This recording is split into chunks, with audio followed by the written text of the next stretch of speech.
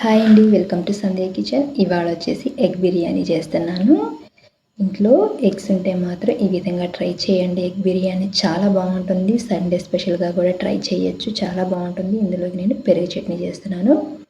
అయితే 2 గ్లాసులు రైస్ తీసుకున్నాను, 1.5 గ్లాసు బాస్మతి తీసుకున్నాను, అర గ్లాసు మామూలు రైస్ తీసుకొని ఇది కడిగేసుకొని ఒక 10 నిమిషాల పాటు నానబెట్టేసుకుందాము. ఈ విధంగా నానేసరికి ఎగ్స్ అయితే ఉడకబెట్టేసుకుందాము. ఒక 8 ఎగ్స్ దాకా ఉడకబెట్టేస్తున్నాను.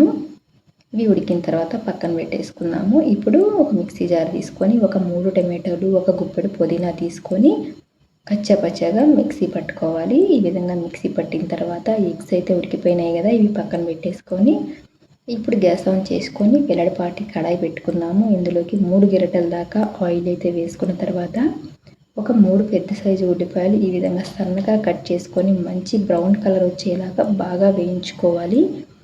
ఈ విధంగా వేగిన తర్వాత ఒక ప్లేట్లో తీసి పెట్టుకుందాము.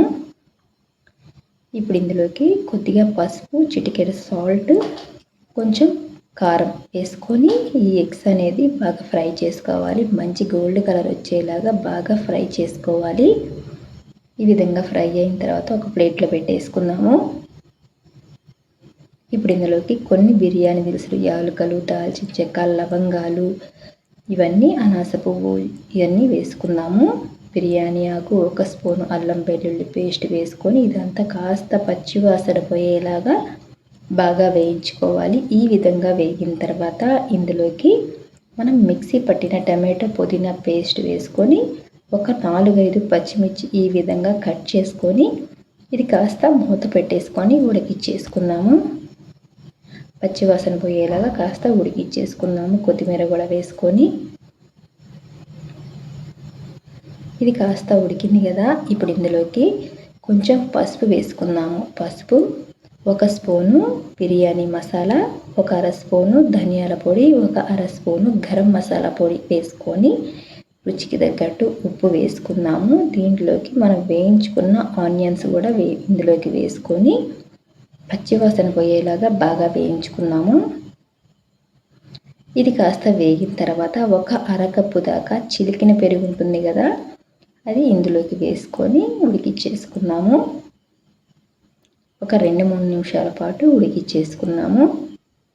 మూత పెట్టేసుకొని ఇలా ఉడికిపోయింది కదా, ఇప్పుడు ఇందులోకి ఫ్రై చేసుకున్న ఎగ్స్ అనేవి ఇందులోకి వేసుకొని కొంచెం పుదీనా వేసుకొని జాగ్రత్తగా కలుపుకోవాలి. ఎందుకంటే ఈ ఎగ్స్ అనేవి ఇరిగిపోతాయి, కాస్త జాగ్రత్తగా కలుపుకోవాలి. ఇది కాస్త ఉడికిన తర్వాత 1 గ్లాసు రైస్కి 1.5 గ్లాసు నీళ్లు వేసుకోవాలి. నేను 2 గ్లాసులు తీసుకున్నాను కాబట్టి 3 గ్లాసుల దాకా నీళ్లు వేసుకున్నాము. ఇప్పుడు వేయించుకున్న ఈ ఆనియన్స్ కూడా ఇందులోకి వేసుకున్నాము. ఇందులోకి కొంచెం కొత్తిమీర వేసుకున్నాము. వేసుకొని ఇదంతా కాస్త జాగ్రత్తగా కలుపుకోవాలి. ఈ విధంగా కలుపుకున్న తర్వాత కాస్త ఉడికిచ్చేసుకున్నాము. ఇప్పుడు ఇది ఒకసారి కలుపుకుందాము. దీంట్లోకి ఉప్పు సరిపోయిందో లేదో కూడా చూసుకోవాలి. ఈ టైంలో చూసుకున్నామంటే వేసుకోవడానికి ఈజీగా ఉంటుంది. ఉడికిన తర్వాత వేసుకోవాలంటే కుదరదు కాబట్టి ఇప్పుడే ఈ టైంలోనే చూసుకొని ఉప్పు వేసుకోవాలి. ఇప్పుడు ఇది ఒకసారి జాగ్రత్తగా కలుపుకోవాలి. ఈ విధంగా కాస్త ఉడికిన తర్వాత ఇందులోకి నానబెట్టిన బాస్మతి రైస్ ఉన్నాయి కదా, ఇందులోకి వేసుకుందాము. నీళ్ళన్నీ వడకట్టేసుకొని వేసుకోవాలి. నీళ్ళు ఎక్కువ పడినాయా రైస్ అనేది కాస్త మెత్తగా అవుతుంది. నీళ్లు వడకట్టుకొని వేసుకోవాలి. కాస్త ఉడికిచ్చేసుకున్నాము. కలిపేటప్పుడు మాత్రం కాస్త జాగ్రత్తగా కలపాలి. ఎందుకంటే మనం బాస్మతి రైస్ వేసాం కాబట్టి ఎలా పడితే అలా కలిపామంటే ఎగ్స్ చిదురవుతాయి, రైస్ కూడా ఇరిగిపోతూ ఉంటుంది. ఈ విధంగా ఉడికేటప్పుడు సిమ్లో పెట్టి మూత పెట్టేసుకొని మగ్గిచ్చేసుకోవాలి. 15 నిమిషాల పాటు మగ్గిచ్చేసుకున్నామంటే ఈ విధంగా ఎగ్ బిర్యానీ అయితే రెడీ అయిపోయినట్టే. ట్రై చేసి చూడండి. ఒక 5 నిమిషాల తర్వాత తీసి చూపిస్తాను. ఇందులోకి నేను పెరుగు చట్నీ చేశాను, అంతేనండి. ఈ వీడియో కనుక మీకు నచ్చినట్టయితే లైక్ చేయండి, షేర్ చేయండి, కామెంట్ చేయండి, సబ్స్క్రైబ్ చేయటం మాత్రం మర్చిపోకండి.